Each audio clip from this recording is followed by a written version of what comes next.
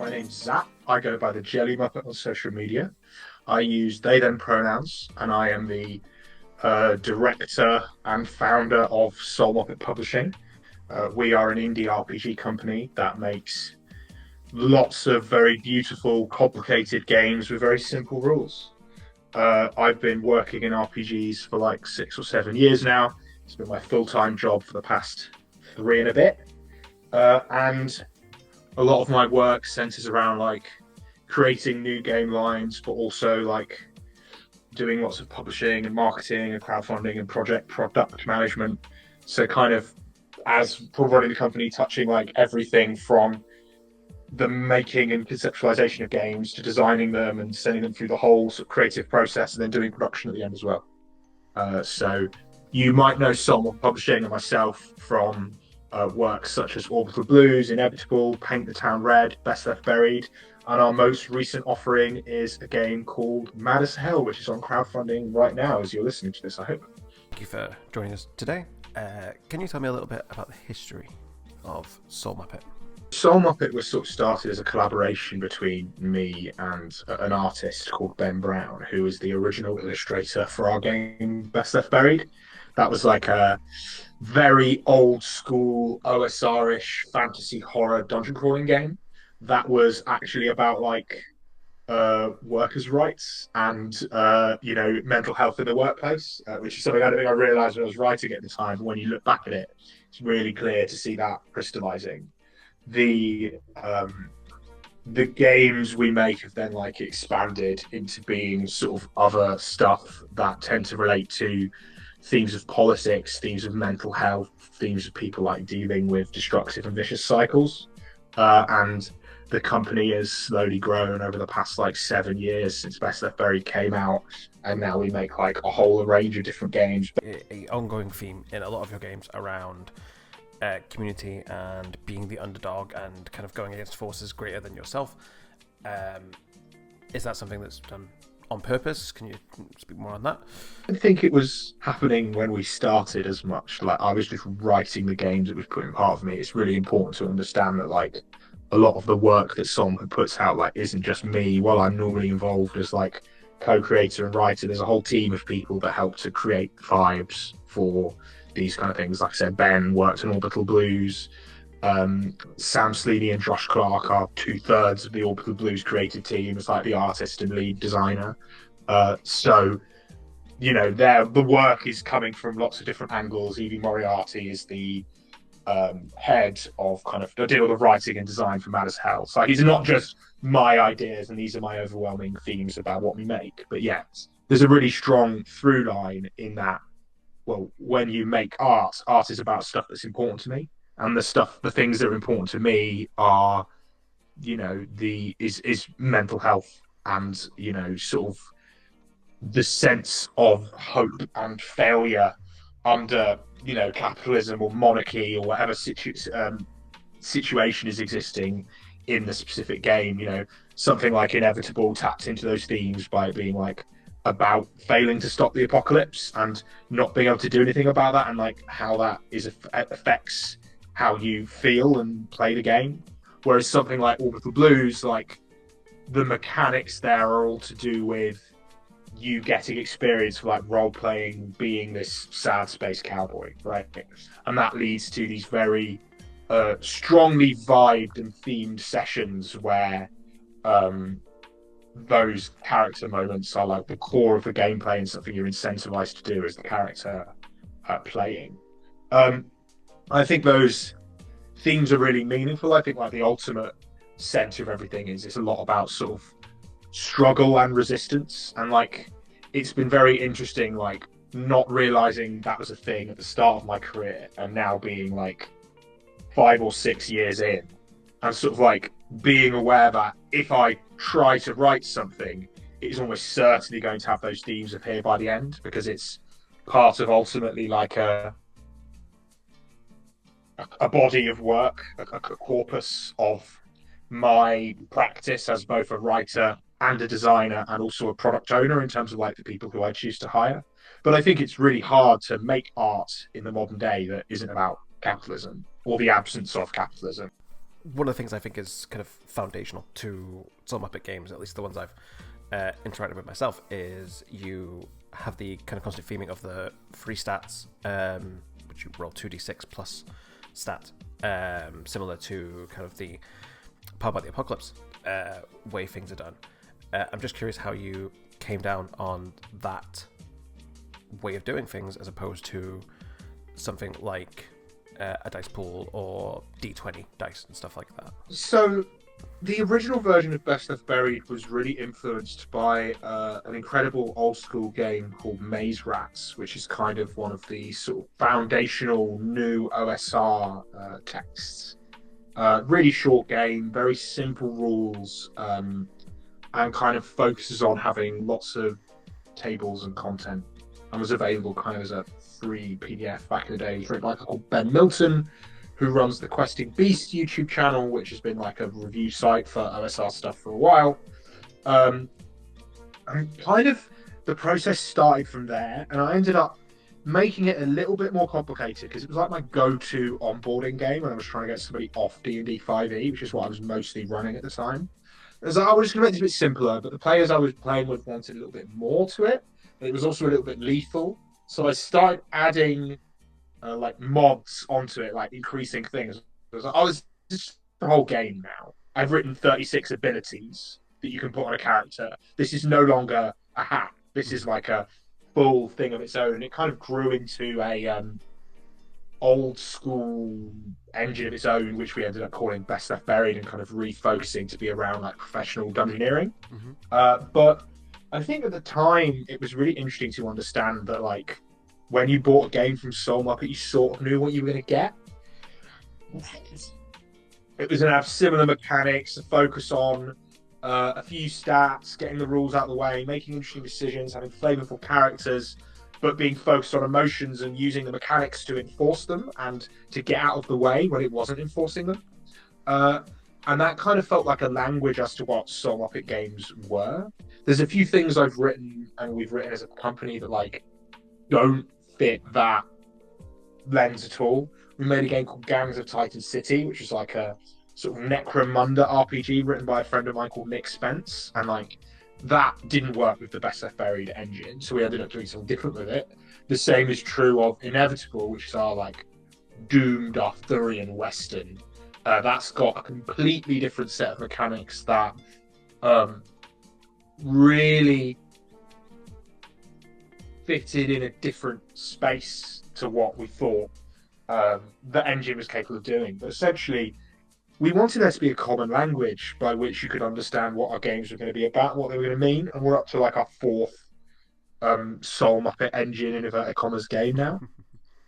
And obviously, they're all subtly different. They're all trying to do different things, but they're kind of part of what I consider like a sort of a larger body of games that aren't always written by me. A lot of them are, but they're collaborated with other people who are comfortable making stuff within the within that body of work. And it's flexible, it gets out of the way, it does the job, and it's quick to teach, but leads to like really interesting role-playing situations whenever it can. I want to dive in a little bit on the... I think there is very strong genre theming around a lot of the games that you put out in SoulMuppet. Best Left Buried being this kind of dungeon crawler, Orbital Blues being this kind of science fiction inspired. Where did you come down on the idea of the kind of genre space for this game, specifically around the demons as stand-ins for kind of real-world troubles put upon us by capitalism? Yeah, so I think one of the things that sort of I identified when I was looking at the SoulMuppet range is that we had a couple of fantasy games, we had a couple of sci-fi games, and it made sense for us to want to look at what a game set in the real world in the modern day looks like. Paint the Town Red sort of dips its toes in that water by being about history and about like the movement of these sad gay vampires through history and kind of passing through that period. But we wanted Mad as Hell to feel, because of what it's trying to be, right, which is this training tool, right, this educational piece. We wanted it to sit in an environment where it feels most like real life that it can be, right? Because there's no point teaching someone to do leftist organization or Alpha Centauri, right? Because that's just so removed from the real world. One of the things that Evie and I sort of settled on is that we felt the game would have the most emotional punch if it could have maximum bleed.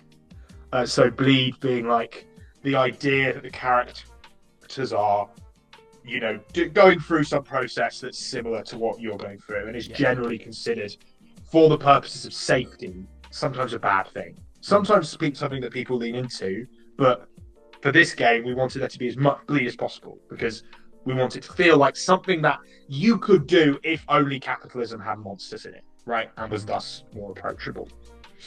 In fact, capitalism's monsters are much harder to kill than the demons in Mad as Hell. And as a result, you're encouraged to play the game in a space, a city, usually, that you know, right? If you are together, it is the one that you live in. Mm-hmm. If it is an online game, you play in a city you're all familiar with, like London or New York or Los Angeles or whatever is the most relevant to you as a group. And you're looking at places and communities and maybe people that like you're drawing on from real life. So the setting there kind of appeared from like understanding what we wanted to do with the game and what the effect we wanted it to have on people and the political motivations, and then going, well, the thing here to do is set it on Earth today or tomorrow, right? To make it clear that this is something that you as an actual person could have to do. Just to dive in a little bit with if people are coming to this game and want to play this game, what does a typical kind of campaign or session structure look like within the game, and how does that what does that reflect? So because this is a game that we really wanted to set in a city you know now, with people you know, in spaces you're familiar with, for the bleed, it became really difficult for us to write adventures, right? Because I can't write an adventure that fits for every city in the world, right? That's just not possible. So what Evie ended up doing is writing this really clever thing called the struggle framework, which exists in the full game but not the quick start, and that is essentially a environment for like his archetypes and tools and places and communities you can use and smushing them together and like trying to give you a flow for what a several act plot looks like. The first act of a Mad as Hell game typically is like a demon is in your community and is hunting on people, right? It's preying on members of your community. Sometimes someone dies, sometimes somebody's not doing well, sometimes someone's missing. That first act tends to involve around like investigation and like working out what is happening, assuming that it's an occult thing, right? And then like, well, this is a demon, clearly. Is this a demon of this person was, let's say something in the water, murdered in a bathtub and there's mold in the room? Is this a demon of landlord neglect of lead piping? Is this something to do with moldy water in the area? Is it actually a demon that is like preying on this person for a specific reason and that's just the vector? So there's like an investigation stage that usually ends with either like an encounter with a second person the demon has interacted with, or a encounter with the demon itself where you meet it for the first time. Usually then you run away because demons are very scary.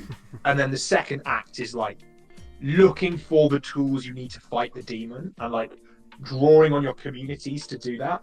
One of the ways you can interact with your communities as a character, each character is a member of two communities, and usually there's a couple communities shared between people, and some have got one people in them, but you basically draw on those communities to get resources that allow you to fight the demons in that second stage. So once you've like done your investigation, you're essentially like going through a training montage with lots of marks in it. Mm-hmm. Where you're trying to like work out what the demon is about and what you can then use to kill it. And that tends to be like Act 2, and then there's a fight at the end of Act 2. And then there's this really weird thing which you don't see happen in a load of RPGs, where Act 3 is about social action, right? Specifically, the community follow-up to making sure that demon doesn't come back. Sometimes those things can be multi-threaded, but like Act 3 is usually contacting a load of people in your local community and writing letters to your local council or whatever, or doing all kinds of things that you could do within the space of leftist action, getting mums angry on Facebook, you know, starting a protest somewhere, burning down a cop car so that they pay attention to a different thing, like there's lots of examples there of like stuff that can happen that like isn't normally governed by the play.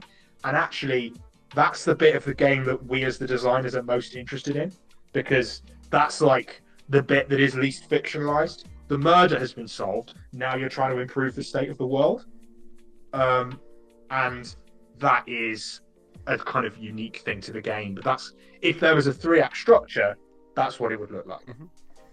The things that really stood out to me in Mad as Hell was the kind of choice of wording around the stats. Normally in an RPG we see things that are like strength, agility, those kind of that represent kind of the bodily use of how a character interacts with the world. In Mad as Hell, you went with solidarity, conspiracy, and militancy. Is there a particular reason why you've chosen those stats rather than kind of what people might normally expect in an RPG? Totally. So SoulMuppet games using the sort of Orbital Blues Best Left Buried engine tend to have 3 stats in them. And typically we go with like things that sound very like normal stats you're used to seeing. Best Left Buried has brawn, wit, and will. Orbital Blues has savvy, brawn, muscle, and grit, right? And Paint the Town Red has savagery, allure, and duplicity. Whereas in this game, what we've gone with is, solidarity, conspiracy, and militancy. So if you want to learn more about these stats and what they actually do, the best way to find out is to read a thing we've put out on the SoulMuppet website called the Radicals Handbook. This is something that like Evie has written as like an in-world artifact, assembled and illustrated and commented on by a group of in-world radicals who are like arguing about the best way to solve the problem of capitalism and sort of like looking at demons and what they do. It's like fantastically illustrated by Scrap Princess, who's an amazing writer, an amazing artist rather. And there's all this like marginalia scribbled by different people. It's got like the theme of a zine. But in terms of why did we choose solidarity, conspiracy, and militancy, those are the steps that you go on as you are performing leftist action, right? The first is like, I'm going to bring my community together and look after people and have that impact. It's very social. It's very sort of emotional, in fact, and it's about the strength of togetherness. The next step is conspiracy, which is the understanding in the word that you have to accept that society is often unmoved by the will of the people, right? So this is like not playing by those rules, engaging in stealth, lies, sabotage, whatever happens next. And then the final step is militancy, which is beating the shit out of someone, right? And that is like essentially the pipeline, responding to, starting with community, moving over to subtle methods, and then understanding that capitalism are afraid to use violence against you, so you should respond in kind, right? And I'm really happy that Evie came up with this metric. I think it fits the game so much better than something like using brawn, wit, and will, right? Because there's a lot of stuff that happens in this game that is going to be separate to those verbs, right? Because you have to remember that ultimately, the way I like to think about stats in an RPG is that they are like verbs or adverbs that relate to activity, right? They are like the ways that you interact with the world. And in D&D, that's punching things or being smart or singing a song as a bard, right? Whereas in this game about community organization, it's like, what can you do within the space of this leftist behavior we want you to adopt, right? So those are the 3 ways we think you can help people, and they're presented in order. And you can read more about them in the Radicals Handbook. Me, in this game, I kind of zoned in immediately on the word and dove into what that meant, but the privilege mechanic that characters kind of have access to, if you can talk a little bit about that. So a lot of the strength of characters and the thing that you're drawing on in Mad as Hell is related to your community, right? You aren't armed with like a class or a sort of a set of abilities that come from like, any other space in D&D. You're kind of sorry, any other space in RPGs rather. You're kind of drawing specifically on that community for your strength involving like equipment you can have or people you can know or knowledge you can have. But we wanted to give something that was like belonging to you, and it felt worth calling out that privilege item within that space. And like it's always a different thing depending on the character you're playing.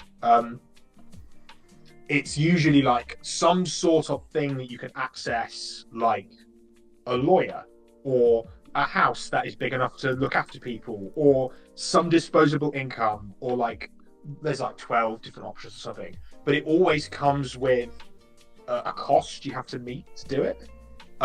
One of the, you might be have to spend some time with a family member, have to access a certain resource, but only if you're like willing to pretend to be a person who isn't a radical, and kind of some stuff about rounding off the edges and giving somebody access to like interesting types of power if they are willing to do the things that we as people sometimes have to do to access those resources, was very interesting to me. Like, you have a real job which requires you to spend time to get this is like a very interesting thing to have to remember, because like people who are active members of left-wing communities, they are not all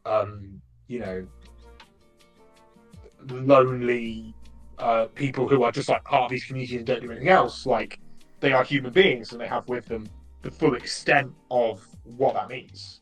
Attachments and obligations and relationships, and those things are going to work very differently. And it's not always going to be the same for every player. It's going to mean different things to different characters. And like, it is something that you can choose to not draw on at all and forget for your entire campaign.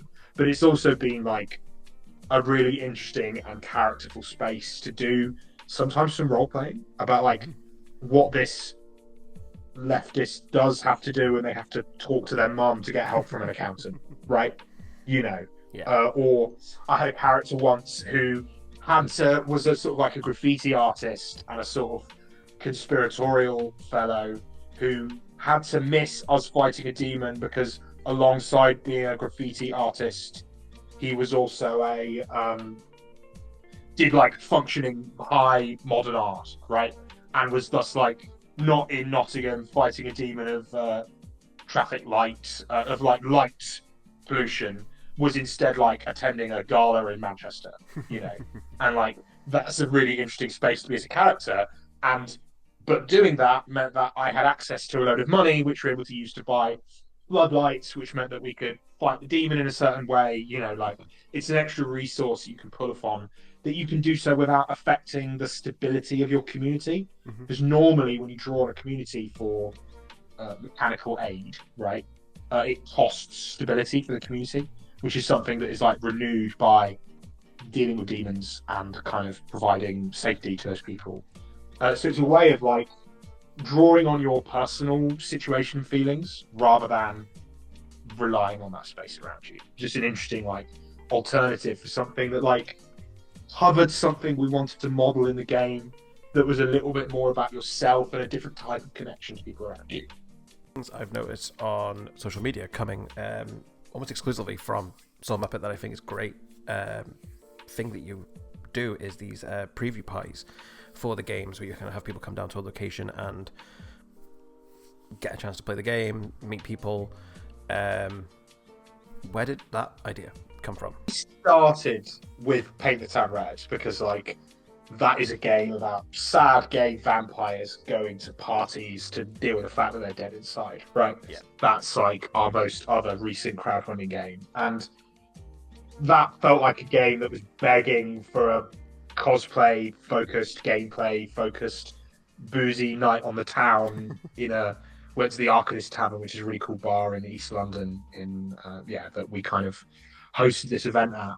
So it kind of just made sense there. We wanted to do one, and we had so much fun that we've been working out how to do them for every other project since. We'll probably keep doing them. Like, they tend to cost us a little bit of money, and I think um, from a financial standpoint, they are a terrible idea. I think like they create some enthusiasm and a little bit of buzz, but like they do not have the same return on investment that we would get if we just pumped the equivalent amount of money into Facebook ads, right? Yeah, yeah. Because someone who's going to travel to an event probably would have backed the game already, frankly. So even if it did drive pledges we could see, we'd probably lose money there. But I think a really important part of like making games in the modern era is like not forgetting that we should make things because they are beautiful and we enjoy them, right?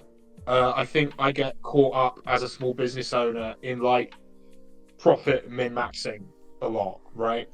And that's something that is probably fine in the short term and keeps the business healthy, but like I never want to hate the thing I do. Yeah. So honestly, we mainly just do them because they're a hell of a lot of fun, Leigh. And people enjoy them as well, and it helps us create that sense of community we talked about earlier around SoulMuppet. And we like to, we also run an event every year called Muppet Meet, which is usually around Dragon Meet, where we host a big networking event. We get a load of speakers, we get a load of panels, and then we kind of get people to chat to each other. There's equivalent events in the US, but the UK doesn't really have one yet. Mm-hmm.